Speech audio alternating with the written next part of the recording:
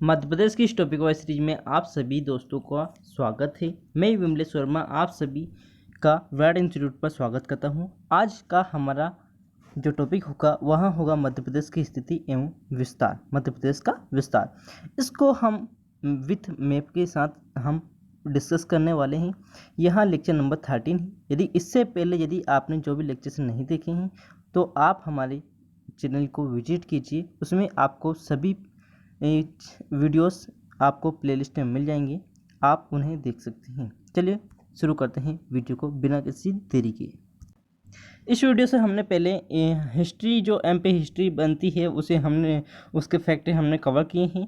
हमने 1857 की जो क्रांति है उसे कवर नहीं किया है। इसके लिए आपके लिए एक लेक्चर आने वाला है, एक वीडियो आने वाला है। कुछ दिनों में एक बड़ा वीडियो आएगा थोड़ा सा, तो उसके लिए आप थोड़ा सा मैं रुका हूँ।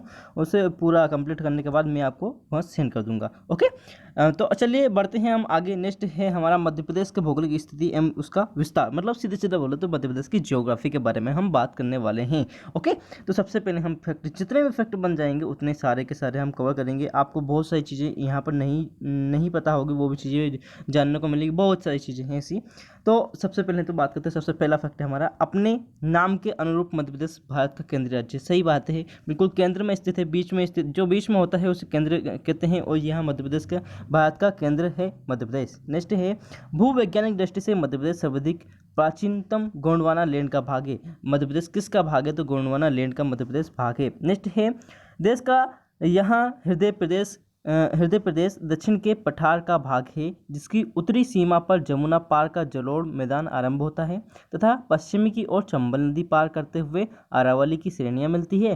पूर्व में बघेलखंड का पठार है तो दक्षिण में ताप्ती नदी को पार करने पर प्रायद्वीपीय पठार प्रारंभ हो जाता है। तो हम बात कर लेते हैं मध्य प्रदेश की। तो मध्य प्रदेश यदि हम ऊपर की साइड जाएंगे तो हमें मिलेगा जमुना नदी का जलोढ़ मैदान मिलेगा, है ना। जमुना मतलब वही है ना अपनी यमुना। ओके, और पश्चिमी की ओर मिलेगा हमें यमुना नदी को पार करेंगे तो हमें मिल जाएगा अरावली की पहाड़ियाँ मिल जाएंगी, इस टाइप से मिल जाएगा। पूर्व की बात करें तो बघेलखंड का पठार मिल जाएगा, और दक्षिण की बात करें तो ताप्ती नदी को पार करेंगे तो महाराष्ट्र वाला क्षेत्र लग जाएगा, और उसे प्रायद्वीपीय पठार कहते हैं। प्रायद्वीपीय पठार उन्हें कहा जाता है जिनका क्षेत्र 3 ओर से पानी से घिरा होता है, उन्हें प्रायद्वीपीय पठार कहते हैं। ओके, चलो बात करते हैं नेक्स्ट आगे की। नेक्स्ट वाला फैक्ट है हमारा, मध्य प्रदेश की सीमाएं ना तो किसी भी अंतर्राष्ट्रीय सीमा को छूती है और ना ही किसी समुद्री सीमा को, अर्थात यहाँ पूर्ण रूप से भू अवस्थित लैंड लॉक्ड राज्य है मध्य प्रदेश। पहली बात हमें आपको मैं बता देता हूँ, मध्य प्रदेश किसी भी जल की सीमा से नहीं छूता, किसी भी देश की सीमा को नहीं छूता है। तो हमारा मध्य प्रदेश क्या हो गया? लैंड लॉक्ड हो गया, मतलब सभी ओर से क्या है? लॉक है, किसी भी सीमा को नहीं छूता। ओके, तो हम चलते हैं अब मैप की ओर। ओके, चलो चलते हैं। जैसा कि आप देख रहे हैं हमें मध्य प्रदेश को, हमारे मध्य प्रदेश देख रहे हैं, तो यहाँ ऊपर की ओर जाएंगे तो हमारा उत्तर प्रदेश हो जाएगा, नीचे की ओर जाएंगे तो महाराष्ट्र हो जाएगा, इस ओर जाएंगे तो गुजरात हो जाएगा, और इस ओर जाएंगे तो छत्तीसगढ़, तथा इस ओर जाएंगे तो हमारा उत्तर प्रदेश की सीमा छत्तीसगढ़ आ जाएगा। तो इस टाइप से हमारे किसी भी देश की सीमा नहीं आती है हमारे साइड, ना ही किसी समुद्र सीमा लगती है। तो हमारा प्यारा मध्य प्रदेश यह आप देख सकते हैं किसी भी राज्य को नहीं टच करता है, इसलिए हमें भू अवस्थित प्रदेश भी कहते हैं, और बिल्कुल मध्य में है, भारत के बिल्कुल मध्य में, इसलिए हमें हृदय प्रदेश भी कहा जाता है और मध्य भारत भी कहा जाता है। ओके, तो चलो आगे बढ़ते हैं हमारे फैक्ट की ओर। नेक्स्ट बात कर लेते हैं कि कर्क रेखा प्रदेश के 2 बराबर भागों में बांटती है। जो मध्य प्रदेश है ना उसे बिल्कुल मध्य से काटती है कौन? कर्क रेखा। नर्मदा नदी के समांतर गुजरती है, जो कर्क रेखा है वहाँ नर्मदा नदी के बिल्कुल समांतर गुजरती है। और बात करते हैं कितने जिलों से गुजरती है, तो कर्क रेखा मध्य प्रदेश के 14 जिलों से गुजरती है। 14 डिस्ट्रिक्ट ऐसे हैं जिनसे मध्य प्रदेश से कर्क रेखा, जिसे ट्रॉपिक ऑफ कैंसर कहते हैं, वहाँ जाती है, जिनके नाम निम्नानुसार है। मैं आज आपको इसकी ट्रिक भी बताने वाला हूँ, और मैप के द्वारा हम समझेंगे, बिल्कुल कोई दिक्कत नहीं है। आप वीडियो के अंत तक बने रहें, आप वीडियो को लाइक करें, सब्सक्राइब करें तथा अपने दोस्तों के पास शेयर जरूर करना है आपको, है ना। चलो बात कर लेते हैं कर्क रेखा की। तो कर्क रेखा प्रदेश के 14 जिलों से गुजरती है। पहला कौन सा है? उज्जैन, रतलाम, आगरमालवा, राजगढ़, भोपाल, विदिशा, रायसेन, सागर, दमोह, जबलपुर, कटनी, उमरिया, शहडोल एवं अनूपपुर, इन 14 जिलों से गुजरती है। ओके, बात कर लेते हैं आगे, इस मैप की ओर चलते हैं, और मैप के द्वारा हम बिल्कुल आसानी से समझेंगे। ठीक है, चलो चलते हैं मैप। माय डियर स्टूडेंट, आपको सामने लिखे यहाँ आप मैप देख पा रहे होंगे कि यदि हम देखते हैं कर्क रेखा की बात करते हैं तो कर्क रेखा हम देख सकते हैं। आपको इस मैप में बहुत सारी जानकारी देखने को मिलेगी, जो मैं सारी आपको A to Z जानकारी आपको मैं बता देता हूँ। एक मिनट रुकना, मैं पेन ले लेता हूँ, एक सेकेंड। ये मैंने पेन ले लिया है। पेन की सहायता से हम बहुत आसानी से समझेंगे। सबसे पहले तो इस पेन के माध्यम से हम समझेंगे कि कर्क रेखा, तो यहाँ से कर्क रेखा एंटर करती है। कहाँ से? तो यहाँ से इंटर करती है मध्य प्रदेश में। मध्य प्रदेश में इंटर करते हुए मैं आपको एक ट्रिक बताता हूँ, बहुत प्यारी ट्रिक है। यदि आप इसे याद कर लोगे, अपनी पेन कॉपी में लिख लोगे तो बहुत प्यारी ट्रिक है। रउआ, क्या नाम है उसका? रउआ राशि उम्रासा, और रउआ राशि, देखो मैं लिख नहीं पाऊंगा, थोड़ा सा पेन की प्रॉब्लम है, मैं बोल देता हूँ। रउआ राशि उम्रासा दम जब कटनी उम्रासा। ठीक है, इस टाइप का हम ट्रिक लिख लेना। सबसे पहला हमारा डिस्ट्रिक्ट कौन सा है, तो मैं डिस्ट्रिक्ट की बात कर लेता हूँ। सबसे पहला डिस्ट्रिक्ट हमारा रतलाम। क्या है? रउआ से हुआ हमारा रतलाम।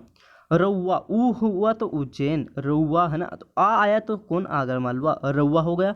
रउआ राशि से राजगढ़ सीहोर। ओके, राजगढ़ सीहोर राशि है ना, रउआ राशि, हाँ ये बोला मैंने आपको ट्रिक है। रउआ राशि उमरासा दम जब कटनी उमरासा।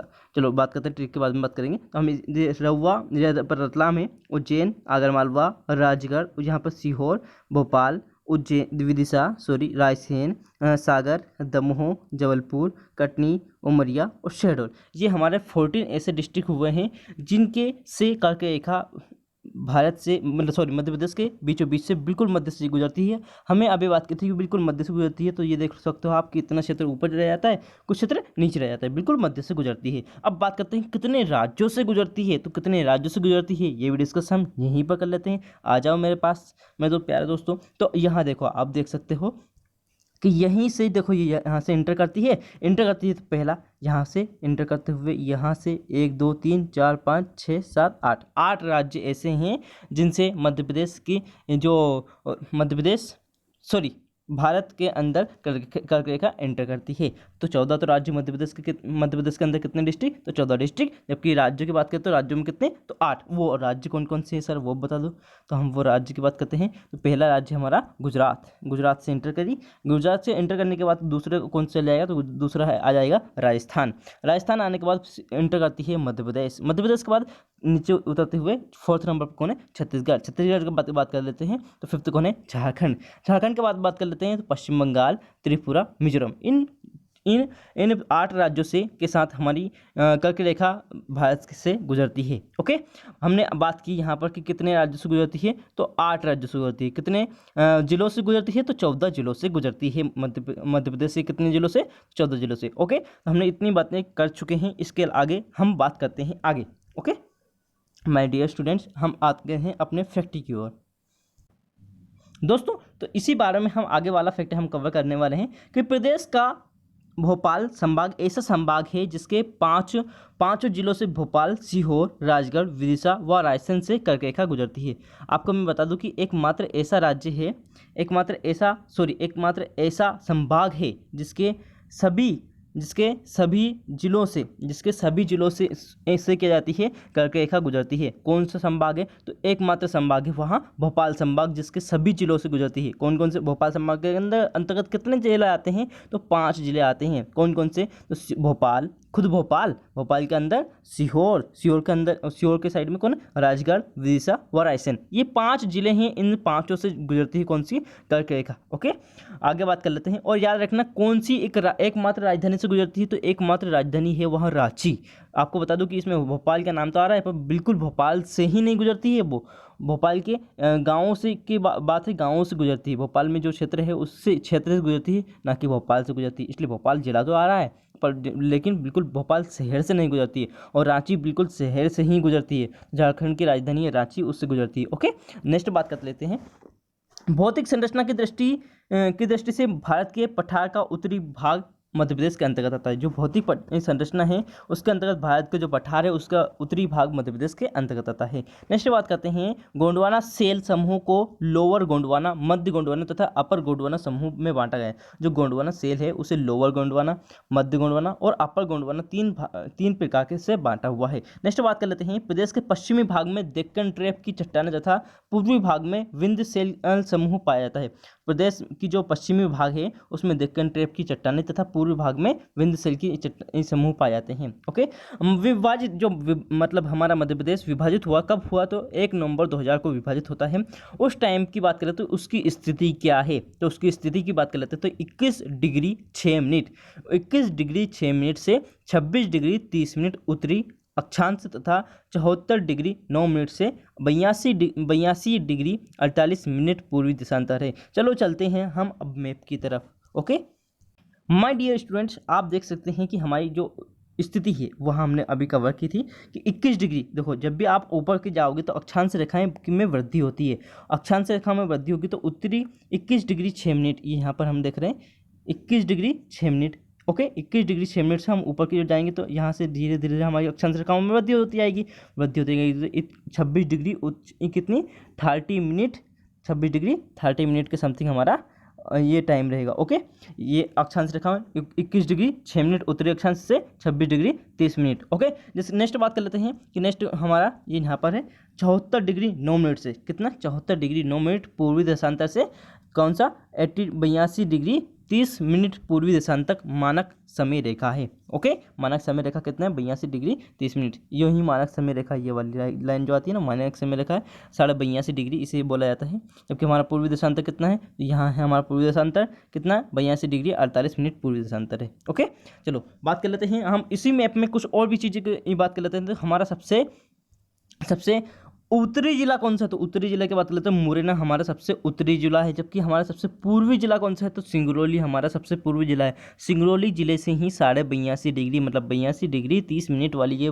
मानक रेखा है हमारी भारत का जो टाइम लाइन रेखा है वहाँ यहीं से एकमात्र जिले से गुजरती है, सिंगरौली जिले से। बात कर लेते हैं हम सबसे दक्षिणी जिला, तो हमारे सबसे दक्षिणी जिला की बात कर लेते हैं बुरहानपुर, जिसे खानदेश के नाम से भी जाना था पुराना खानदेश, उसे ही बुरहानपुर के नाम से जाना था, तो बुरहानपुर हमारा। नेक्स्ट बात कर लेते हैं अलीराजपुर, अलीराजपुर हमारा सबसे पश्चिमी जिला हो जाता है, कितना पश्चिमी, तो सबसे पूर्वी कौन सा, जैसे हम बोले पूर्व पश्चिम उत्तर दक्षिण, उसी प्रकार सबसे पूर्व कौन सा, तो सिंगरौली।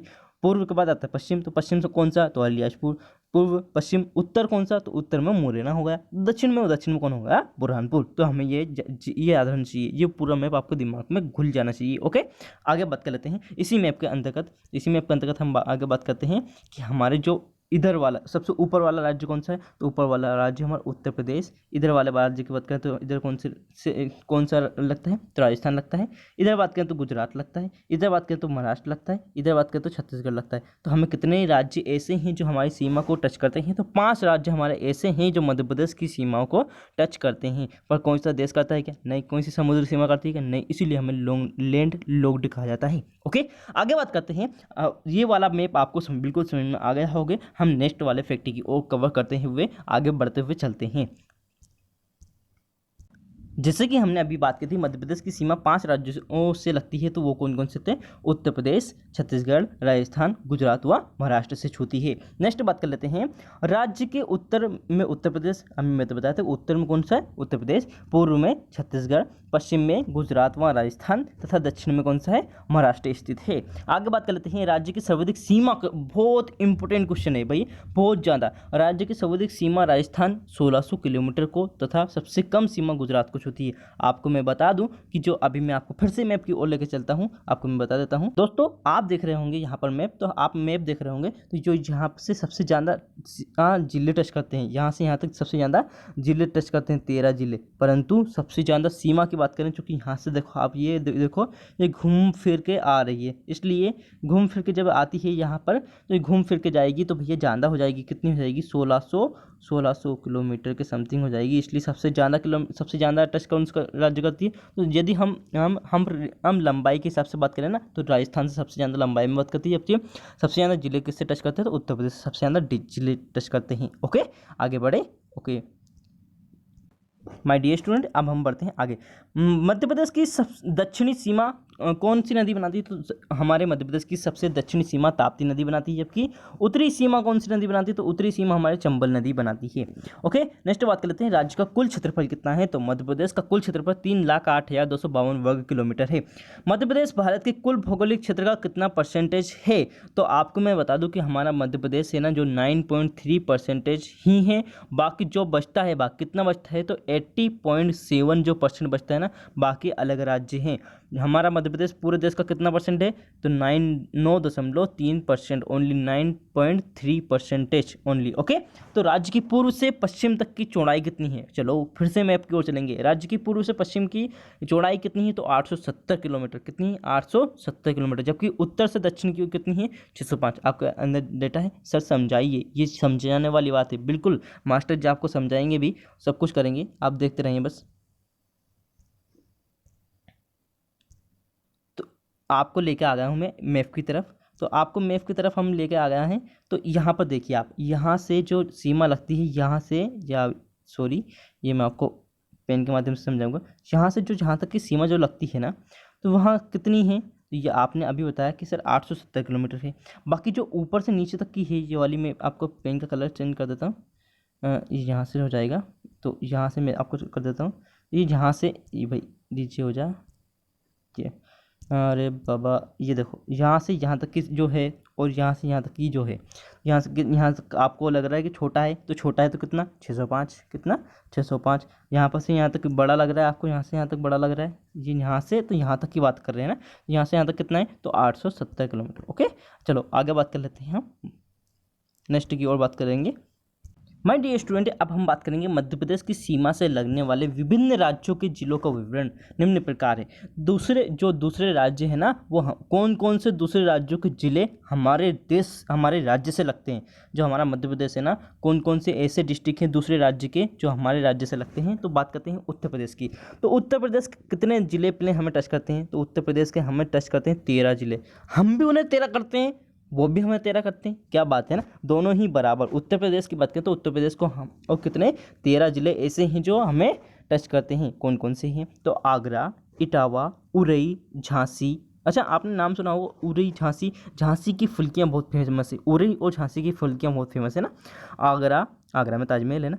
आगरा, इटावा, उरई, झांसी, ललितपुर, हमीरपुर, बांदा है ना, जलोर, इलाहाबाद, मिर्ज़ापुर, महोबा, सोनभद्र और चित्रकूट। ये 13 ऐसे जिले हैं जो हमारे मध्य प्रदेश को टच करते हैं। नेक्स्ट बात कर लेते हैं हम राजस्थान की।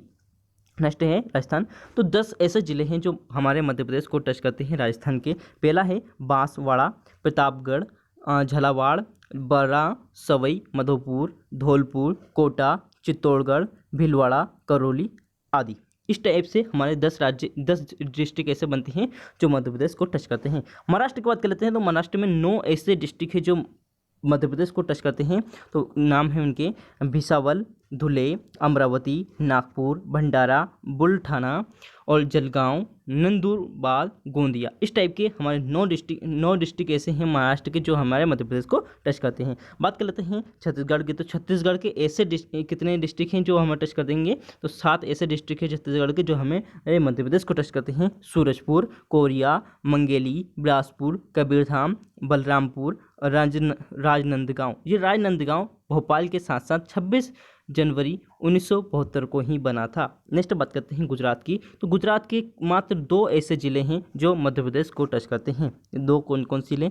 बड़ोदरा व दाहोद। ओके, अब बात कर लेते हैं विभिन्न राज्यों की सीमा से लगने वाले मध्य प्रदेश के जिलों का विवरण निम्न प्रकार से है। तो बात कर लेते हैं जो हमारे मध्य प्रदेश के जो डिस्ट्रिक्ट है ना, ये अदर स्टेट को कौन से को टच करते हैं। तो नाम है सबसे पहले, तो हमारे जो मध्य प्रदेश के 13 ऐसे डिस्ट्रिक्ट है जो उत्तर प्रदेश को टच करते हैं। हमारे मध्य प्रदेश के 13 ऐसे डिस्ट्रिक्ट है जो उत्तर प्रदेश को टच करते हैं। फर्स्ट नाम है भिंड। सबसे पहले कौन है? भिंड, मुरैना, दतिया, शिवपुरी, अशोकनगर, सागर, निवाड़ी, टीकमगढ़, छतरपुर, पन्ना, सतना, रीवा व सिंगरौली। ये हमारे 13 ऐसे डिस्ट्रिक्ट हुए जो मध्य प्रदेश के जो उत्तर प्रदेश को टच करते हैं। बात कर लेते हैं राजस्थान की। देखो बहुत एग्जैक्ट डाटा है। राजस्थान को हम 10 करेंगे तो वो भी हम 10 करेंगे, उत्तर प्रदेश का वो 13 करेंगे तो हम भी उन्हें 13 करेंगे। और राजस्थान की बात कर लेते हैं। झाबुआ, रतलाम, मंदसौर, नीमच, आगर, जो आगर है ना, आगर मालवा, आगर, राजगढ़, गुना, शिवपुरी, श्योपुर और मुरैना। इस टाइप से हमारे 10 ऐसे डिस्ट्रिक्ट है जो राजस्थान को टच करते हैं। महाराष्ट्र की बात कर लेते हैं। तो महाराष्ट्र को हम हमारे 9 डिस्ट्रिक्ट ऐसे हैं जो टच करते हैं। अलियासपुर, बड़वानी, खरगोन, खंडवा, बुरहानपुर, बैतूल, छिंदवाड़ा, सिवनी, बालाघाट। ओके, नेक्स्ट बात कर लेते हैं हम छत्तीसगढ़। इसे ही धान का कटोरा कहते हैं। नेक्स्ट बात करते हैं छत्तीसगढ़। इस 7 ऐसे डिस्ट्रिक्ट हैं जो मध्य प्रदेश के 7 ऐसे डिस्ट्रिक्ट हैं जो छत्तीसगढ़ को टच करते हैं। सीधी, सिंगरौली, शहडोल, अनूपपुर, मंडला, ये है डिंडोरी और बालाघाट, 7 ऐसे डिस्ट्रिक्ट। ओके, नेक्स्ट बात कर लेते हैं गुजरात की। तो गुजरात के दो हमें टच करते हैं, हम भी उन्हें 2 करते हैं। कौन से? झाबुआ, अलियासपुर। यहाँ हमारा एग्जैक्ट डाटा हुआ, यहाँ पर 13 9 है, सॉरी 13 10 है, हम भी 13 10 है। यहाँ पर 9 है तो वो भी 9 है, यहाँ पर 7 है तो यहाँ भी 7 है, यहाँ भी 2 है, यहाँ भी 2 है। बिल्कुल बराबर हिसाब है हमारा, जितना तुमने दिए उतना हमने दे दिए। ओके, कोई दिक्कत नहीं। आगे बात कर लेते हैं हम मैप की ओर। माय डियर स्टूडेंट्स, हम आ गए हैं कहाँ पर? तो हमारे पड़ोसी राज्य व सीमाओं के पास हम आ गए हैं। सबसे पहले हम उत्तर प्रदेश की बात कर लेते हैं। सबसे पहले हम उत्तर प्रदेश को जूम करेंगे और कौन कौन से डिस्ट्रिक्ट हमें यहाँ उत्तर प्रदेश के टच करते हैं। सबसे पहले हमने बात की थी भिंड की, तो यहाँ पर रहा भिंड।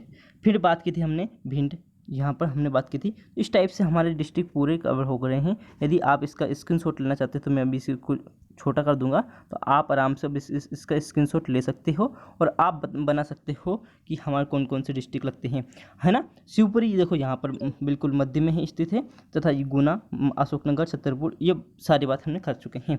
ओके, तो इस टाइप से हम आगे की ओर कवर करते हैं। तो फिर फैक्ट्री की ओर चलते हैं। वीडियो को लंबा नहीं बनाते हुए हम जल्दी जल्दी फैक्ट्री की ओर कवर करते हुए चलेंगे। तो फिजियोग्राफी मैप ऑफ इंडिया में मध्य प्रदेश को 3 वृत्त प्रदेशों में बांटा हुआ है। फिजियोग्राफी का जो मैप होता है उसके अनुसार मध्य प्रदेश के 3 भागों में बांटा है, जिससे क्रमशः मध्य उच्च प्रदेश, पूर्वी पठार तथा उत्तरी दक्कन का पठार के नाम से पहचानते हैं। बात कर लेते हैं नेक्स्ट वाले। तो विभाजन से पूर्व मतलब 1 नवंबर 2000 से पूर्व 9 प्राकृतिक भागों में मध्य प्रदेश बटा हुआ था। प्राकृतिक भागों में बटा हुआ था, लेकिन विभाजन के बाद विभाजन हुआ हमारा 1 नवंबर 2000 को हमारा विभाजन होता है। छत्तीसगढ़ हमसे अलग हो जाता है। उसके भाग सिर्फ और सिर्फ हम केवल 7 प्राकृतिक भाग में बटा हुआ मध्य प्रदेश है। उन 7 प्राकृतिक प्रदेशों का नाम निम्नानुसार है। सबसे पहला है मध्य भारत का पठार, बुंदेलखंड का पठार, मालवा का पठार, रीवा पन्ना का पठार, नर्मदा सोन घाटी, सतपुड़ा मेकल की पहाड़ी श्रेणी, बघेलखंड का पठार। इस टाइप से हमारे 7 प्रदेश है। तो पहले तो कितने थे? 9 थे, अब कितने हैं? 7 प्राकृतिक प्रदेशों में हमारा मध्य प्रदेश बटा हुआ है। नेक्स्ट की ओर बात कर लेते हैं। मैं आशा करता हूँ कि आपको मैं मैप दिखा दूँ, तो चलो हम मैप देख लें। माय डियर स्टूडेंट्स, आप देख रहे हैं यहाँ मैप। तो सबसे ऊपर अब मैं पेन से के माध्यम से आपको बताता हूँ। यहाँ बच्चा हमारा मध्य कौन सा है? मध्य भारत का पठार, मध्य भारत का पठार। जिसके बाद हम बात कर लेते हैं तो ये कौन सा है? तो बुंदेलखंड का पठार। ये वाला जो है, जो बुंदेलखंड का पठार हो गया, ये वाला जो पार्ट है बुंदेलखंड का पठार। यहीं पर यदि हम बात करते हैं तो यहीं पर रीवा पन्ना का पठार, ये रीवा पन्ना का पठार, ये जो मैं अभी पेन का कलर चेंज कर लेता हूँ, तो ये बन जाएगा हमारा रीवा पन्ना का पठार। ये सही नहीं होगा, तो रीवा पन्ना का पठार ये बन जाएगा भैया, रीवा पन्ना का पठार ये वाला जो बात कर लेते हैं। और नेक्स्ट वाला बात कर लेते हैं। तो नेक्स्ट वाली है ये बघेलखंड का पठार, ये वाला बघेलखंड का पठार है। और नीचे वाला जो भाग है ये नर्मदा सोन घाटी है, नर्मदा सोन घाटी। ओके, और यहाँ सतपुड़ा पर्वत श्रेणियाँ, सतपुड़ा प्रदेश है, सतपुड़ा प्रदेश ये वाला। और यहाँ पे बुरहान ये हमारा बुरहानपुर दर्रा, सतपुड़ा मेकाल श्रेणी यहाँ पर है। और सतपुड़ा की जो है यहाँ पर है, ये धूपगढ़ की चोटी है, जिसकी लेंथ कितनी सबसे बड़ी 1350 है, जबकि मेकाल पर्वत श्रेणी यहाँ पर स्थित है। ओके, यहीं पे देख रहे हो आप मालवा का पठार है, ये मालवा का पठार ये। और यहीं से आप देखोगे ये मध्य भारत यहीं से यहीं तक है ना, यहाँ से यहाँ तक वाला मध्य भारत है। ओके, नेक्स्ट बात कर लेते हैं। यहीं पर ये वाला कौन सा है? तो विंध्याचल पर्वत श्रेणी है, यहाँ से ये वाली विंध्याचल पर्वत श्रेणियाँ हैं। तो आपने देखा कि मैप हमारा देख सकते हो आप, इसका स्क्रीनशॉट लेना चाहते हो तो स्क्रीनशॉट आप आराम से ले सकते हो। ओके, चलो बढ़ते हैं नेक्स्ट वाले फैक्ट की ओर। इस टाइप से हम फैक्ट बहुत सारे कवर करने वाले हैं। यदि अभी आपको वीडियो पसंद आ रहा है तो एक नीचे कमेंट जरूर लिखना कि सर मज़ा आ गया, और नीचे जरूर लिखना और लाइक जरूर करना और अपने दोस्तों के पास शेयर करना। अभी वीडियो ख़त्म नहीं हुआ, अभी बहुत सारे फैक्ट करने वाले मेरे दोस्त। चलो बढ़ते हैं आगे। माय डियर स्टूडेंट, यदि आप मोबाइल को इस टाइप से मोड़ लेंगे तो थोड़ा ठीक से आसानी होगी आपको देखने में।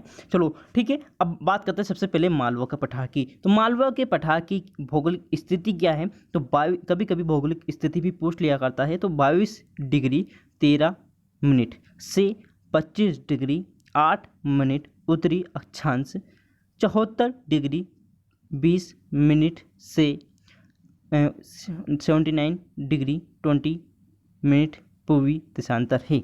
जिसकी क्षेत्रफल की बात करें तो 88,222 वर्ग किलोमीटर, जो पूरे जो जितने भी पठार है उनका 28.62% के समथिंग 28.62% के समथिंग भाग को कवर करता है मालवा का पठार। मतलब कहने का मतलब सबसे बड़ा पठार कौन है, तो मालवा का पठार। आपको देखने में भी लग गया था, आपने स्क्रीनशॉट भी लिया होगा। मैं आशा करता हूँ आपने स्क्रीनशॉट लिया, नहीं लिया हो तो आप वीडियो को पीछे करके आप स्क्रीनशॉट ले सकते हो। नेक्स्ट बात करते हैं कि यहाँ की जलवायु का प्रकार कौन सा है। तो यहाँ की जलवायु का प्रकार है सम जलवायु, यहाँ का प्रकार है। यहाँ पर कौन कौन सी नदियाँ मिलती है, तो इस टाइप से हम क्वेश्चन पूछ लेते हैं मालवा में कौन कौन सी नदी बहती है। तो मालवा में आपको पता है कि माही नदी, चंबल नदी, काली नदी, सिंध नदी, पार्वती नदी, बेतवा नदी यहीं से बहती है। मालवा में सबसे ज़्यादा मिट्टी पाई जाती है, तो गहरी काली मिट्टी सबसे ज़्यादा पाई जाती है। वर्षा की बात करें तो यहाँ पर वर्षा कितनी होती है, तो 100 से 125 सेंटीमीटर के समथिंग यहाँ पर वर्षा होती है। सबसे ज़्यादा वर्षा कहाँ पर होती है, तो पचमढ़ी में होती है। औसतन वर्षा वहाँ पर 199 सेंटीमीटर के समथिंग है, औसतन की बात कर रहे हैं।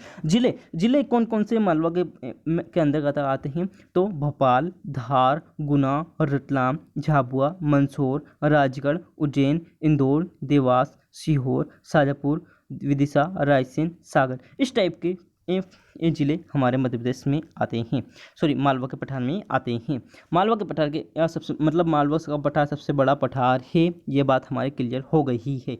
अब बात करते हैं नर्मदा सोन घाटी की। तो नर्मदा सोन घाटी का हमारा स्थिति क्या होगी, तो 22 डिग्री 30 मिनट से 33 डिग्री 45 मिनट उत्तरी अक्षांश से। बात कर लेते हैं 75 डिग्री से 81 डिग्री 30 मिनट पूर्वी देशांतर है। इसका क्षेत्रफल की बात करते हैं तो 86,000 वर्ग किलोमीटर इसका क्षेत्रफल है, जबकि यहाँ 27.89% इसका पूरा परसेंटेज भाग है। मतलब पूरा उसका कितना था 28.62, जबकि इसका कितना है 27.89। इसकी जलवायु की बात कर लेते हैं, जलवायु कैसी है, तो मानसूनी प्रकार की इसकी जलवायु है। इसकी यहाँ पर नदियों की बात कर लेते हैं तो नर्मदा, सोन, तवा, दूधी, इस प्रकार की यहाँ पर इसमें नदियाँ बहती है। नेक्स्ट बात करते हैं मिट्टी की। तो यहाँ पर काली मिट्टी और गहरी काली मिट्टी मिल जाती है। वर्षा की बात करें तो 125 सेंटीमीटर यहाँ पर औसतन वर्षा है। इसमें जिलों की बात कर लेते हैं तो जिले हैं शहडोल, बड़वानी, मंडला, डिंडोरी, जबलपुर, नरसिंहपुर, होशंगाबाद, रायसेन, हरदा, खंडवा, खरगोन, धार, सीहोर और देवास। इस टाइप्स के यहाँ पर जिले हैं। नेक्स्ट बात कर लेते हैं बघेलखंड का पठार की। बघेलखंड का पठार जो पूर्वी पठार है उसे बघेलखंड का पठार कहते हैं। बात करते हैं इसमें तिहोत इसकी स्थिति की, तो स्थिति है 23 डिग्री 40 मिनट से 24 डिग्री 35 मिनट उत्तरी अक्षांश, जबकि 80 डिग्री 5 मिनट से 42 डिग्री 47 मिनट पूर्वी देशांतर है। इसकी क्षेत्रफल की बात कर लेते हैं तो 21,577 वर्ग किलोमीटर इसका क्षेत्रफल है, जो पूरे पठारों का 7% भाग है। इसकी जलवायु की बात करें तो मानसूनी प्रकार की इसमें जलवायु है। इसमें नदी की बात करें तो नर्मदा, सोन, जोहिला, गोपद, बनास आदि प्रकार की नदियां हैं। इसमें मिट्टी की बात करें तो, और यहाँ पर मिट्टी की बात कर लेते हैं, एक मिनट यहाँ पर मिट्टी की बात कर लेते हैं तो मिट्टी यहाँ पर मिल जाएगी आपको लाल, पीली और बलुई दोमट मिट्टी मिल जाएगी। और यहाँ पर वर्षा की बात कर लेते हैं तो 62 से 150 सेंटीमीटर यहाँ पर हमारी वर्षा होती है। इसमें जिलों की बात कर लेते हैं सीधी, अनूपपुर, शहडोल, सिंगरौली, उमरिया, डिंडोरी, इस प्रकार के यहाँ पर जिले हैं। बात कर लेते हैं आगे हम कवर करते हुए तो मध्य भारत का पठार। मध्य भारत का पठार हमारा इसकी स्थिति क्या है, तो 24 डिग्री 10 मिनट से 26 डिग्री 48 मिनट उत्तरी अक्षांश, जबकि 24 डिग्री 5 से 79 डिग्री 10 पूर्वी देशांतर है। जबकि इसका क्षेत्रफल की बात कर लेते हैं तो 3200 थोड़ी 32,896 वर्ग किलोमीटर इसका जो एरिया है। उसकी बात कर लेते हैं इसका कितना परसेंटेज है, तो यहाँ पूरे पठारों का 10.68% है। इसकी जलवायु की बात करें तो महाद्वीपीय प्रकार की इसकी जलवायु है। बात कर लेते हैं यहाँ पर नदियों की, तो चंबल, सीन, क्युआरी, पार्वती, कुनू आदि। यहाँ पर मिट्टी की बात कर लेते हैं तो जलोढ़ मिट्टी है।